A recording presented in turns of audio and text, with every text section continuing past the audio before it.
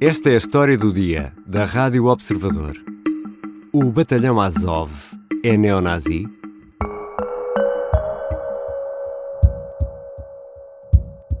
But you know what? They do not control all of the city. We still control the Azovstal Steelworks. Ilya Samoilenko enviou este vídeo ao jornalista José Carlos Duarte a 21 de abril. É um elemento do Batalhão Azov e as imagens terão sido gravadas no complexo Azovstal. The numbers of enemy losses are still increasing. Os rebentamentos são audíveis. Samoilenko assegura que os russos não controlam Mariupol e muito menos Azovstal, onde estavam milhares de civis. Ilya fala num inglês fluente, é jovem, está fardado e de capacete. A mão esquerda foi substituída por um gancho metálico. Desafia os russos para um combate com armas ligeiras e acusa-os de falta de coragem. If they will have more courage, at least the 10% of our courage, they're gonna fight with us without all this heavy weaponry, just on the small arms. Yeah, that would be a fair fight, but they're not doing a fair fight.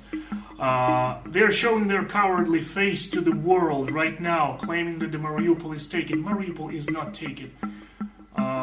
If somebody gonna ask, do we need help? Yes, of course we need help, but we do not need to be rescued.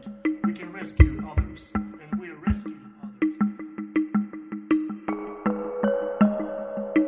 Os elementos do Batalhão Azov são vistos como heróis na Ucrânia e no estrangeiro, mas este grupo é acusado de ser neonazi, racista, supremacista, de estar ligado a organizações extremistas.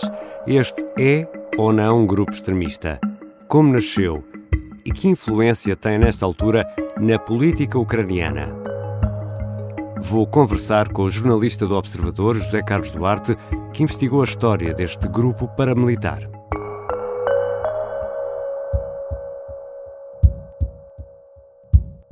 Bem-vindo, Zé Carlos. Olá, Ricardo. O que é, afinal, o Batalhão Azov? O Batalhão Azov é um grupo paramilitar integrado nas reservas das Forças Armadas Ucranianas em 2014, que tem sido acusado internacionalmente de ser neonazi. Este grupo tem sido vital para a defesa de Mariupol atualmente e também para o leste da Ucrânia e tem tido uma atividade fundamental desde 2014, numa altura em que a Rússia anexou Crimeia e também houve uma ofensiva militar no leste da Ucrânia. Estás aí a falar em 2014, foi nessa altura que nasceu este Batalhão Azov. Como é que ele nasceu? Sim, foi em 2014, exatamente, e tudo começou depois de um golpe de Estado que depôs um governo na Ucrânia e que instaurou um novo regime. Regime esse que se aproximava da União Europeia e que cortava os laços com a Rússia. Estás a falar da revolução do Euromaidan. Exatamente, o Euromaidan.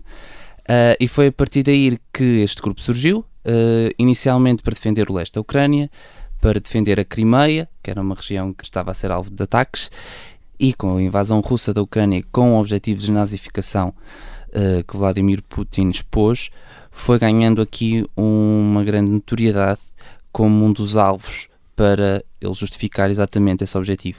Ou seja, fazendo aqui uma espécie de história rápida deste Batalhão Azov, ele nasce na sequência da Revolução de Euromaidan, quando Yanukovych é deposto, um presidente pró-russo, e começa a ganhar força. Portanto, é uma espécie de batalhão paramilitar nacionalista para defender uma Ucrânia, sentido de nação. Defender o Estado independente da Ucrânia. Independente aqui também quer dizer integral, isto é, todas as regiões que a Rússia, nomeadamente a Crimeia, retirou da Ucrânia e também todas as regiões que a Rússia tem um interesse estratégico, nomeadamente as repúblicas populares de Donetsk e Lugansk.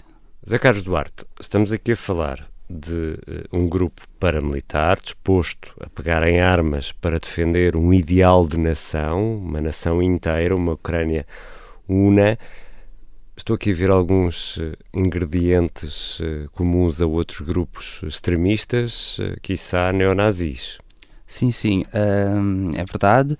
Até começar pelo fundador dos Azov, pelo Andrei Biletsky, que assumidamente é de extrema-direita, atualmente está à frente de um partido que defende estes ideais e, portanto, efetivamente há aqui realmente uma ligação neonazi.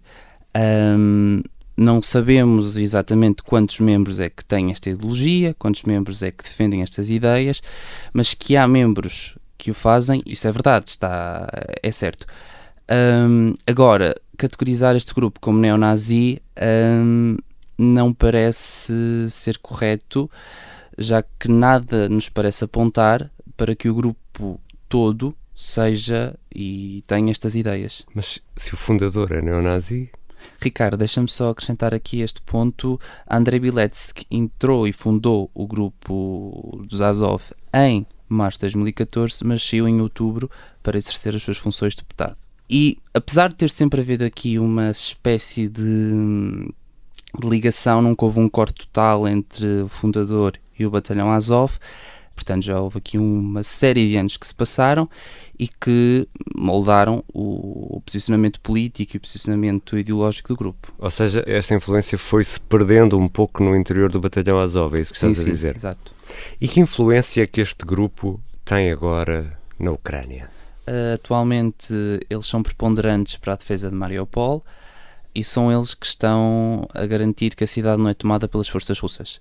Politicamente eles não têm grande influência. Eles, apesar de fazerem parte das reservas das Forças Armadas e de responderem a ordens do Ministério do Interior ucraniano, a influência política fica-se por aí. Espera, Zé Carlos, portanto, este grupo está integrado no exército ou nas Forças Armadas ucranianas? Sim, eles estão integrados nas Forças Armadas ucranianas desde o final de 2014. Foram integradas pelo ex-presidente ucraniano Poroshenko, que até os descreveu como os melhores guerreiros. Isto vem tudo na sequência da defesa, lá está, de Mariupol em 2014, após a primeira invasão russa da Ucrânia, quando em 2014 a Rússia tentou tomar o leste do país. Nessa altura eles foram fundamentais também para a defesa da cidade e foi por isso que foram, não diria condecorados, mas premiados com este estatuto de serem integrados nas Forças Armadas ucranianas. E essa defesa aguerrida de Mariupol em 2014 tem alguma coisa a ver com o nome do grupo? Tem tudo a ver com o nome. Mariupol é banhada pelo Mar de Azov e, em jeito de homenagem à grande vitória que o grupo obteve na cidade, decidiram denominar o grupo de Batalhão Azov. E falávamos da influência política e da influência na Ucrânia hoje em dia, quando eu te interrompi, Zé Carlos. Exatamente. Politicamente, lá está, eles não têm grande influência, eles respondem a ordens do Ministério do Interior ucraniano, mas lá está, a influência política é praticamente nula. Eles não têm uma grande relação com o presidente Zelensky, eles até organizaram manifestações contra algumas ações do atual chefe de Estado ucraniano. Chamaram um protesto em Kiev em agosto de 2021 em que o chamaram de palhaço, em que disseram que ele estava a estimular e a fomentar as relações com o Kremlin. Houve então sempre aqui uma espécie de uma tensão com o presidente ucraniano. Mas atualmente, e perante a necessidade de homens treinados para defender o território, as questões ideológicas, José Carlos, são colocadas de parte, ou seja, quase que faz lembrar aquele velho provérbio português: em tempos de guerra não se limpam armas. Neste caso, fecham-se os olhos às diferenças, é isso? Eles são necessários na linha da frente. Exato, eles estão a desempenhar um papel fundamental.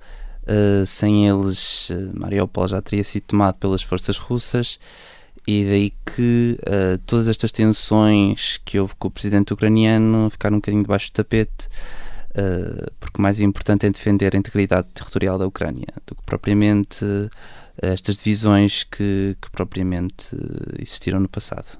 Convém não esquecer que eles são todos ucranianos. Portanto, não há estrangeiros no Batalhão Azov. Não há.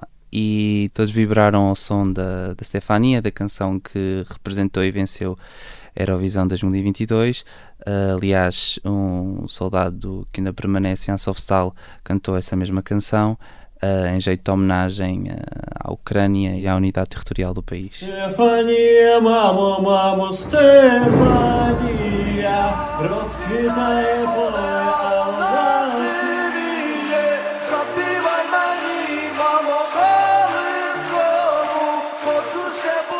José Carlos Duarte, convém aqui também olhar para a perspectiva do Kremlin. E Vladimir Putin sempre disse que queria livrar a Ucrânia de neonazis, é um dos argumentos russos.